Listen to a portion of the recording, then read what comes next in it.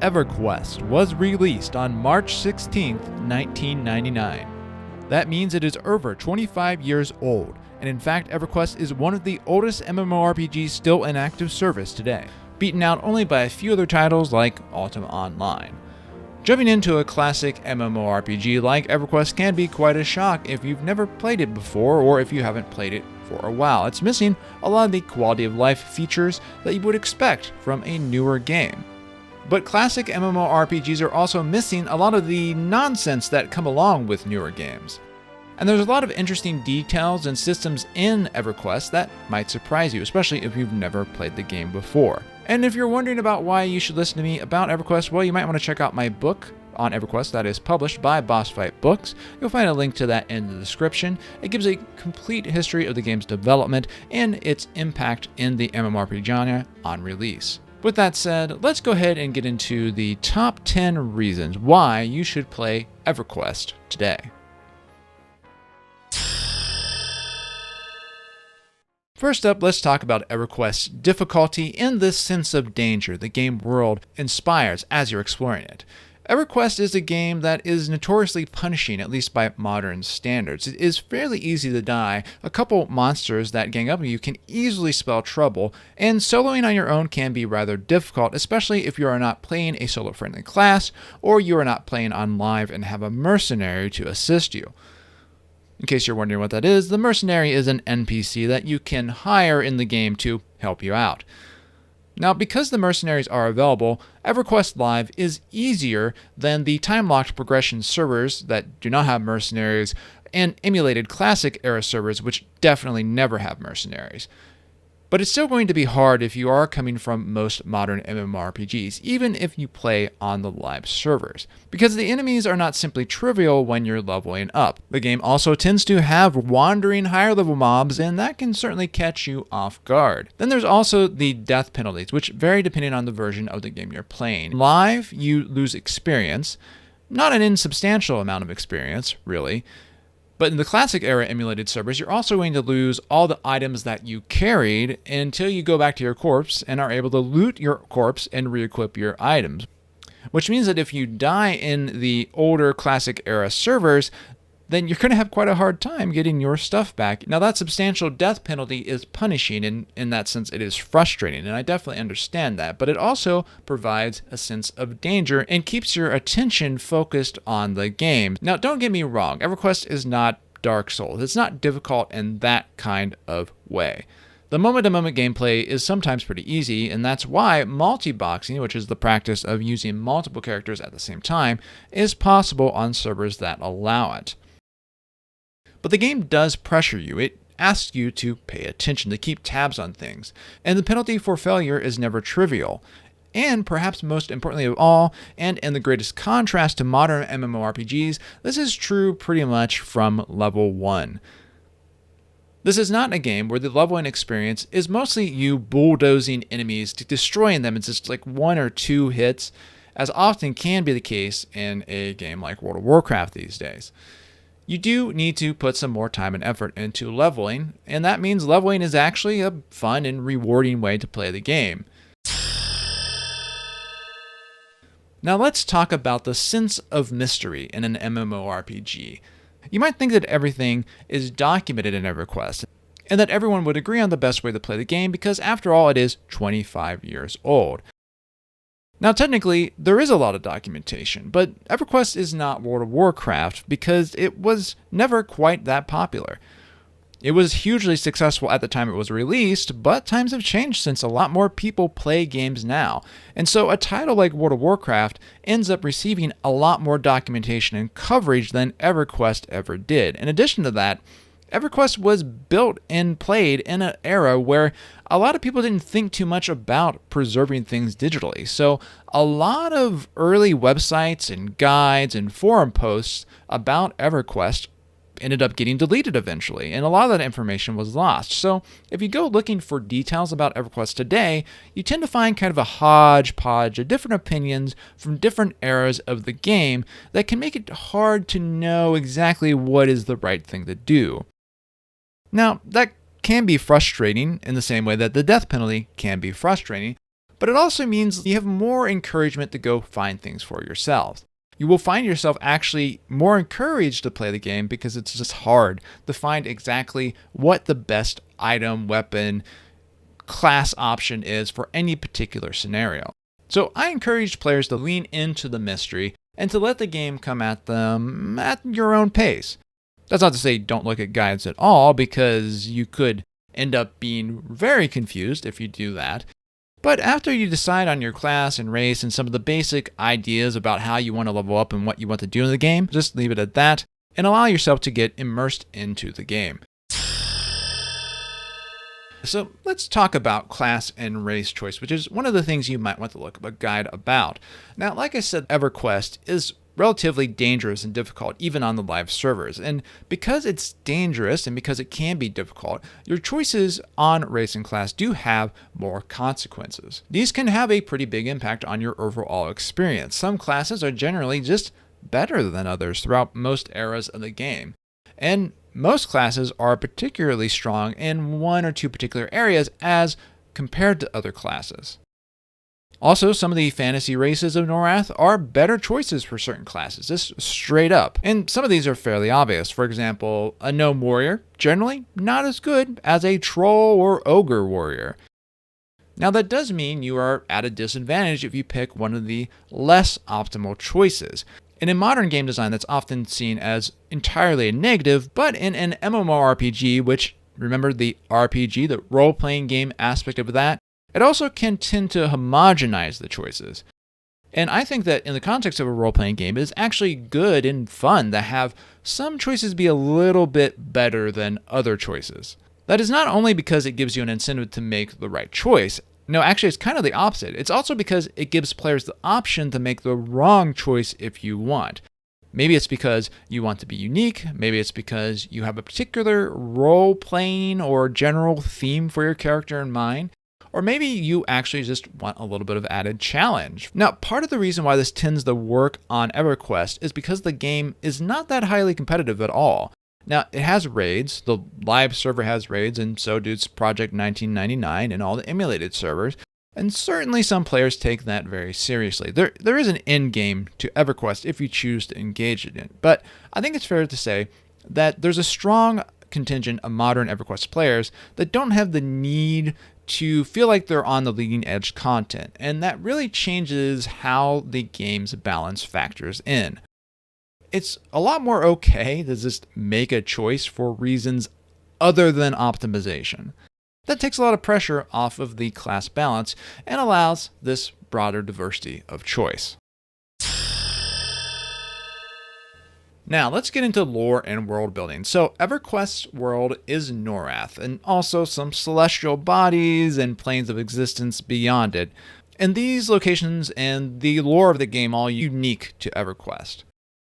And yet, while EverQuest is completely unique in its world, it's also derivative of a particular time in role-playing games from around the late 80s into the 90s, where you had a lot of high fantasy novelizations going on, a lot of interest in Dungeons and Dragons, and so players who grew up in that era in particular, or those who want to enjoy more of a retro-style fantasy world experience, will find a lot to enjoy in the lore and world building of EverQuest. Of course, being a game that has 25 years of history, and a game that was always pretty aggressive in terms of the amount of content put out with each expansion, there is a lot of world to explore in EverQuest.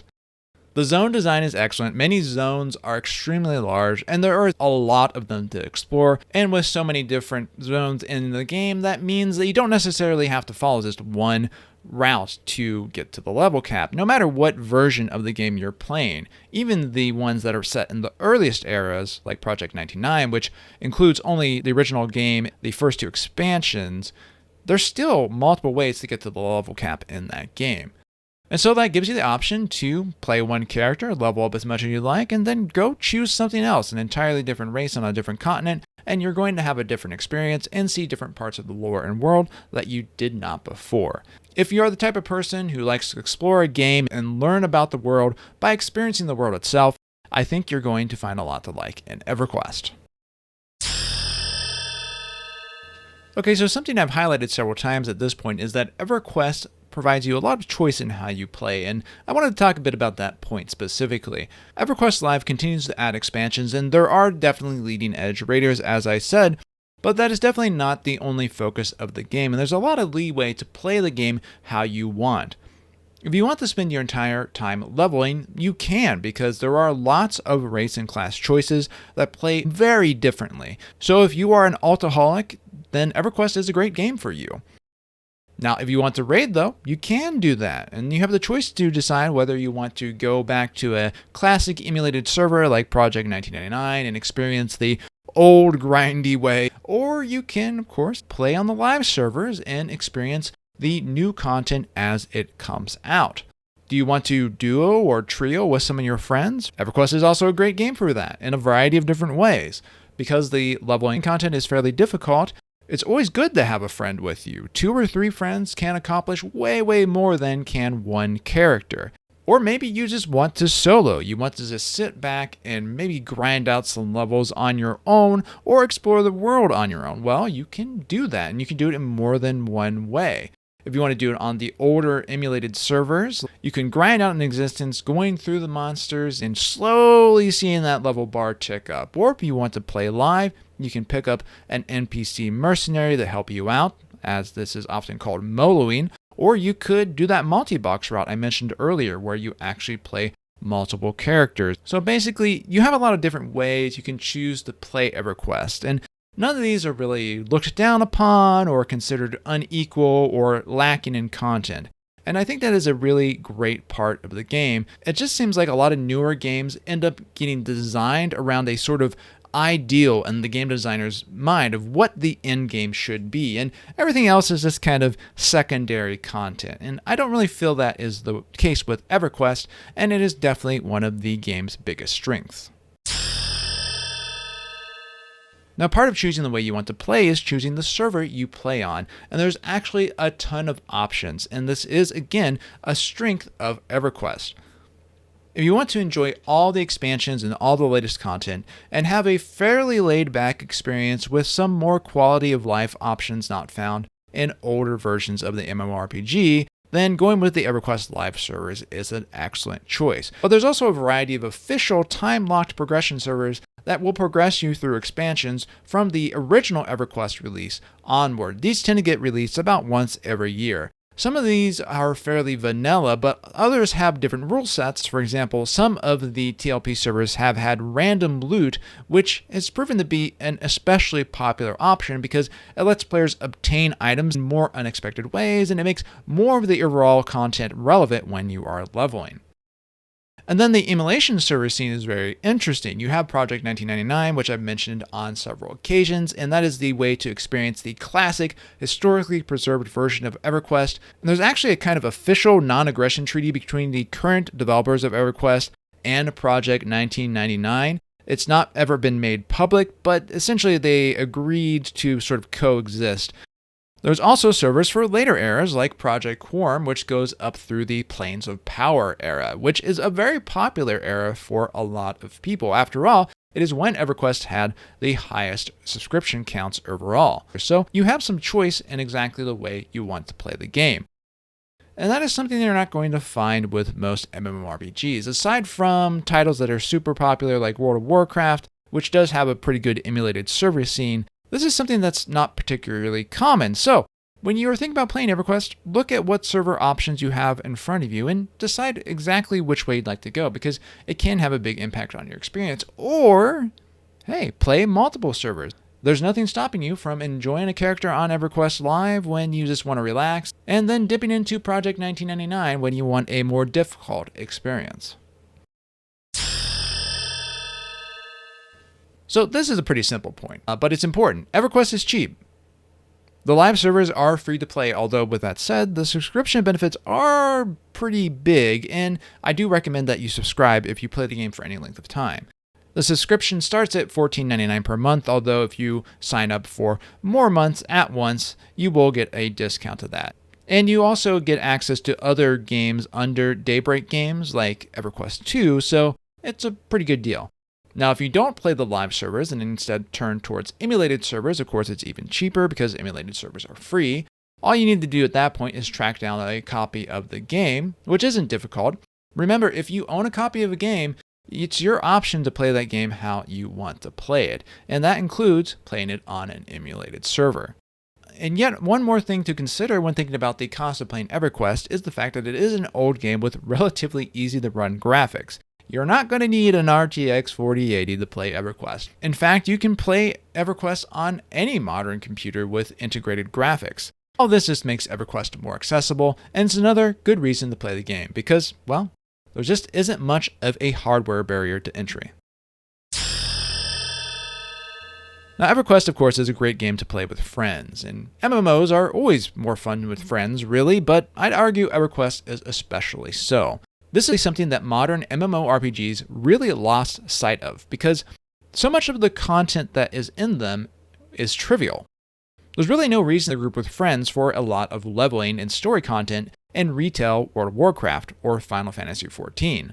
There's just not a good reason to do it. On the contrary, grouping with friends while you're leveling those games can actually be a bit annoying, since those games are designed on the assumption that you will only group up in dungeons or raids. In those newer games, it can be difficult to find out if you're on the exact same point of a quest chain as your friend, and if you're not, you might find yourself dynamically zoning in and out of different layers and all kinds of complex technical stuff. That is not such a problem in EverQuest. In EverQuest, the leveling is not trivial, so you will probably do better with a friend or two you would without them. That's why Live ended up offering the mercenary system, because people did want the solo, but of course, the mercenaries are NPCs, they only perform certain scripted actions, and so having a friend is always better than having a mercenary.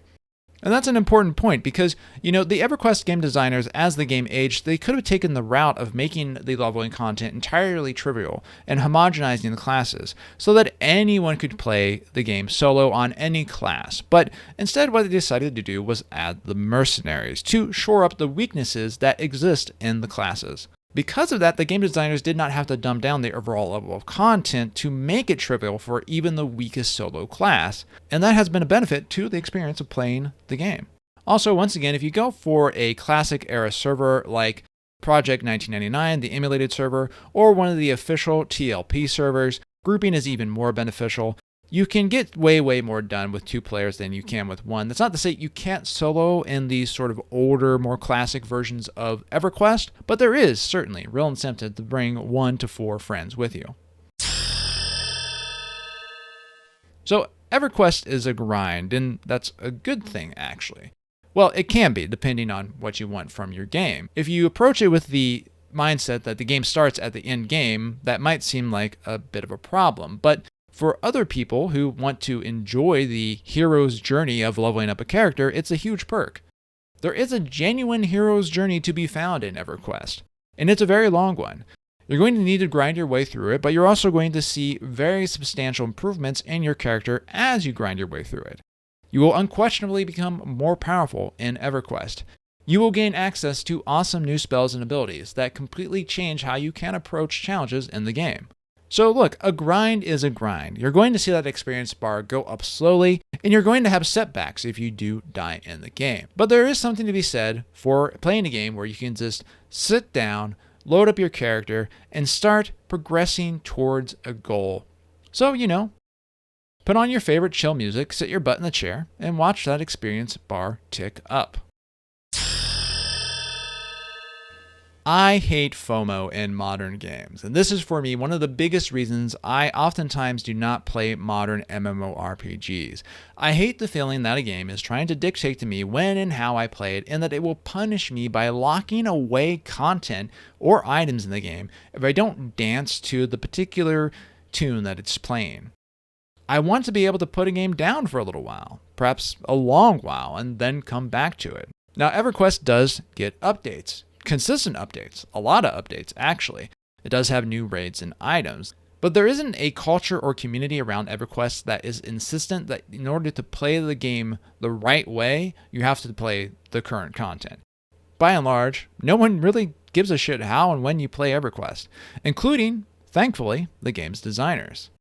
As I mentioned earlier, there's a variety of ways the game design of EverQuest could have chosen to make earlier content completely trivial and irrelevant as the game grew older. That is, after all, the choice that Blizzard made with World of Warcraft, particularly with the Cataclysm expansion, which literally wiped out some of the old zones and areas. With EverQuest, however, they have kept a respect for the older content, which remains relevant. You can still level up through it and still enjoy it. And there's no particular strong pressure that make you feel like you have to go to this zone right now, or that you have to engage in this limited time event right now, or else you're going to lose out on something that you will never see again. So if you're like me and you want to play an MMORPG on your own terms, an older game like EverQuest is excellent. You can come and go and come back again, and it's still going to feel like the game designers want you to be there. So anyway, that is the 10 reasons why you should consider playing EverQuest today. Now, this is the first in a series I want to do on the game for newer players and returning players to help you get back into the game. This one is supposed to help convince you to play the game. And if you are convinced, I hope you go on to the next video, which is going to tell you some of the basics you need to know about EverQuest to understand how to play the game and how to succeed in the game. So until then, thanks for watching, and I'll see you next time.